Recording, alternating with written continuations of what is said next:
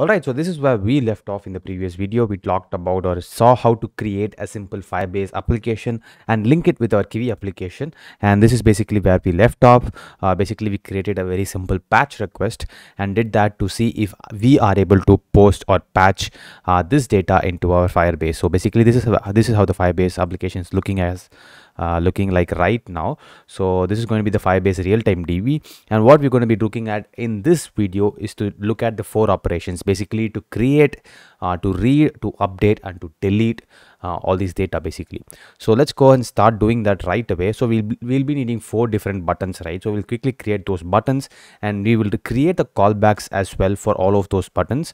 And I'm going to be creating with a first button called as button get. So button get is going to be looking something like this, and I will say text is equal to get data. And similarly, I'm going to be doing the same for 4 different buttons: button post, button put, and button delete.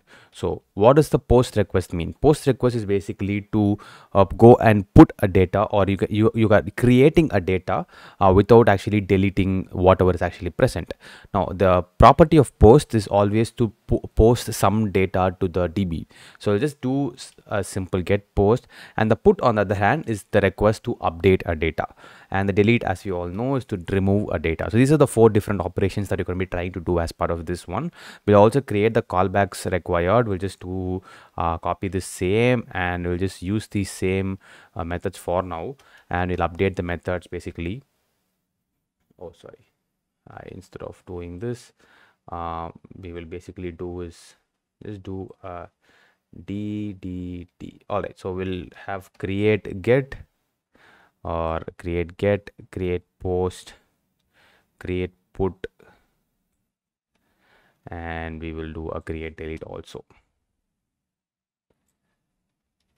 All right, so the 4 methods are created. Time to now bind these methods. We'll do is get button get dot bind is on press. We'll say on press just to create get. All right, same for post as well. We'll just say button post, create post, and we'll do the same for button put, create put, and here as well. So button delete, create delete. All right, so binding is done. Time to now add it to our box layout. Time to just quickly add button get, and we'll do the same as well. Let's remove this button for now. We'll remove the patch button for now, and we'll say button get, button post, button put, and button delete. All right, so our UI is completed. We quickly did the UI part. Now time to look at what is exactly going to happen as part of these onBind method. So for the get method, we have to replace this patch request with a simple get request, and we don't need this JSON data as well here. We don't need to do anything, just going to get the data from the user or the DB and show it to the user basically, right? So we just need to use the get request, and there is no need for a JSON as well. You're not going to put this data into the DB. You're just going to say get all the data from the DB. So we're going to be using the same URL, which is going to be this Firebase URL that is going to look like this. This is the URL that I got from basically right here. This is going to be the URL that I'm using. This is going to be the URL that you should also use. And as you see here, you just go here and you can actually get the user. We can use this URL for the get request as well. Just say button get is clicked, and I'm going to be getting the response. Now there's a one simple thing here. If you print the response alone, it is going to print the status code. If you want to print the text itself, we just need to say print the text, or if the JSON is working properly, or if the data is coming out, you can say response.json, and it'll print it in the form of JSON for you. So this is going to be the simple get callback or get bind that we're going to do. And also the post bind, now you will use the same JSON data. We will use the same URL. Now instead of using the same data inside the JSON data, we'll just modify our basically our JSON data in this way. We'll have a simple key for this. We'll say we'll call this basically table 1, and let this be the data inside it. Basically what I'm saying, trying to put here is that my data is going to look something like this. There's going to be a parent called as table1, and inside the table1 I'm having the URL and I'm also having the age inside it. Now this is going to be useful for me because once I have the parent key, I can use this to update data inside that parent. That's the primary reason why I'm using the create post. Inside the create post I'm using this data. Now you got to be aware of the fact that we cannot use a patch request here. We need to use the post request here, and for the post request, as you can see that the method requires a data and a JSON. We just are passing the JSON directly here. That is fine. We can just say request.post and you can put the JSON inside it, and this data should be posted into our DB. All right, now let's move on. We now are required to put we are now required to create a put request. Now what is going to be the put request, right? We got just going to use the same table here. We're just going to say inside this table, instead of my URL being amazon.com, just make it as google.com. I'm just changing my entire data. Basically I'm saying inside the table1 URL, instead of being an amazon.com, just change it to google.com. And basically this should take care of changing the entire data, because we are putting a request to update a data. So similarly we are also going to be replacing this request.put patch with request.put. And for the final one, for the delete request, all we need to do is just, instead of you're going to be removing this data because you don't need anything, this is delete request is similar to get request. Basically we just have to say what is the data that I need to delete. Now all I need to do is my Firebase URL has a data called as .json, right? Now what I need to do is just go here, and if you click onto this, you can see that the age or the key is getting added to the URL itself. We'll be using this URL alone, which is going to be the parent URL or the base URL, and we'll just say that, call it as delete URL. All right, and we're going to say with the delete URL, you add the key that I also want to be deleted. So I want to say the key is going to be here table1. I want this table1 to also be deleted. So I just say plus .json. Now let's say that I want to remove table1's URL alone. What will I do? All I will do is just do slash URL, and this inside the table1, the URL alone will be deleted. So that's going to be the whole idea behind this. Now let's try this first. We'll say table1 slash URL.json. So this is how you are going to construct your delete request alone. So delete request alone is going to be a little bit different from all the other requests.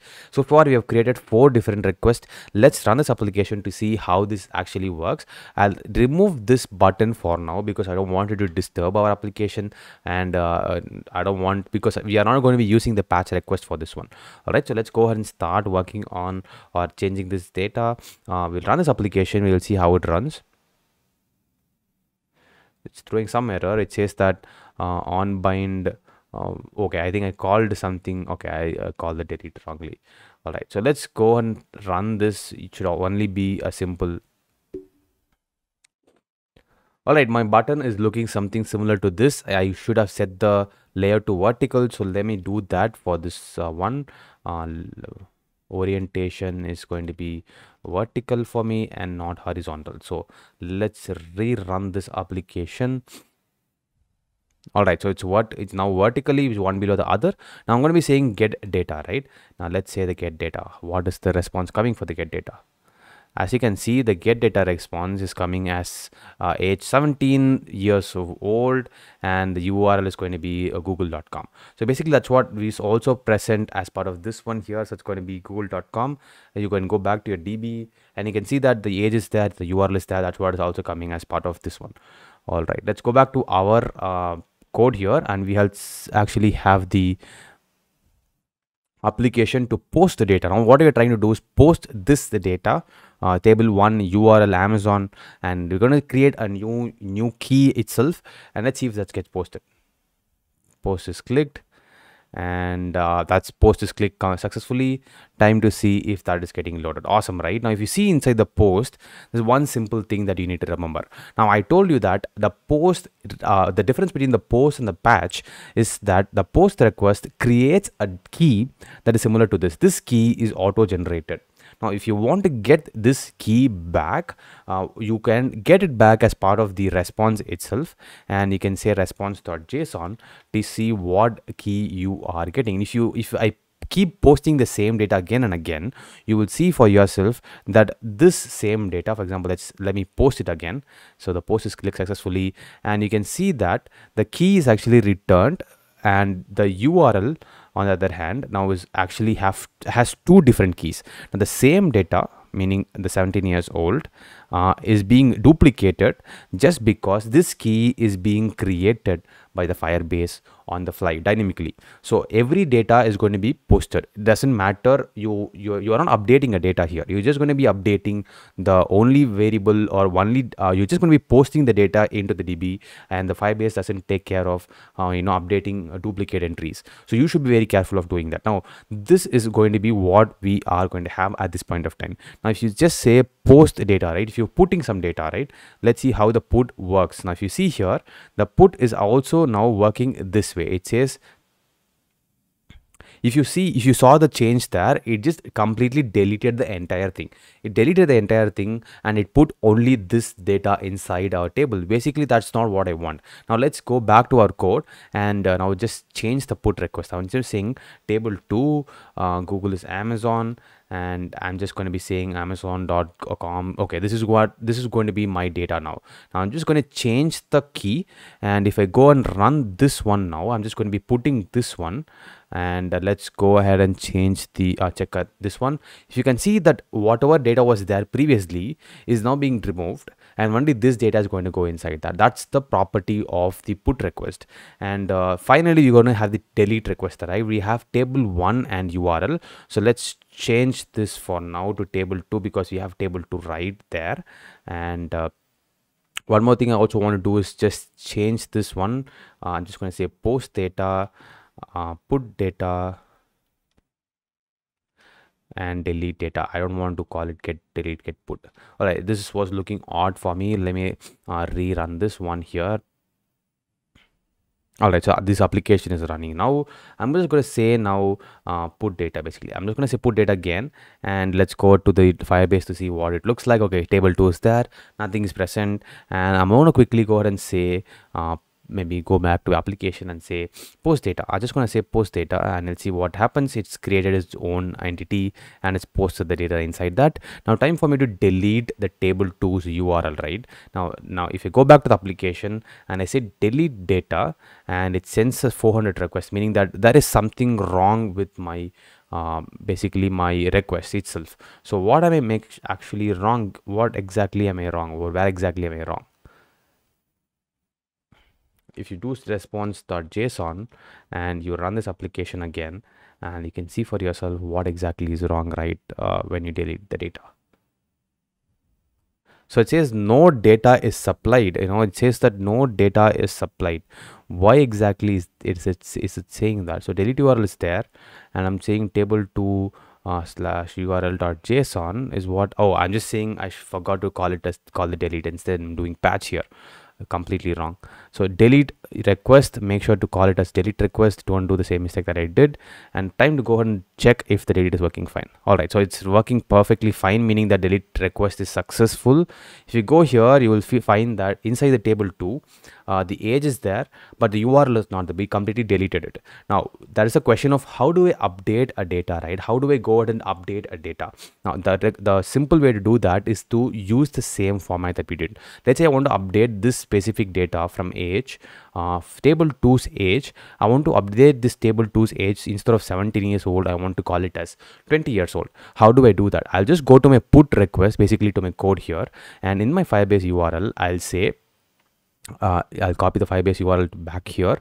I'll say Firebase put URL is equal to, I'll just use this base URL again, and I'm going to be saying the URL is going to be table2's age, right? And inside this I'll say table2 of age. This is going to be my entire thing, and I'm going to be changing this data now. So what I'm going to be saying instead of this here is I'm going to be saying the age is going to be 18 years old. Now this is going to be my put request. What did I do here? What I'm using is I'm using the property of the put request, which is to completely replace the data. Whatever is present, it doesn't care. It just replaces the data. I'm now changing the entire URL, and I'm just going to be using this as a put request. Now I'll just use this as a put request, and you can see for ourselves how this is changing the data. I'll stop and run it again, and we'll go here. I'll use this application. I'm just going to say put data, and it completely wiped that data and it changed it to 18 years old.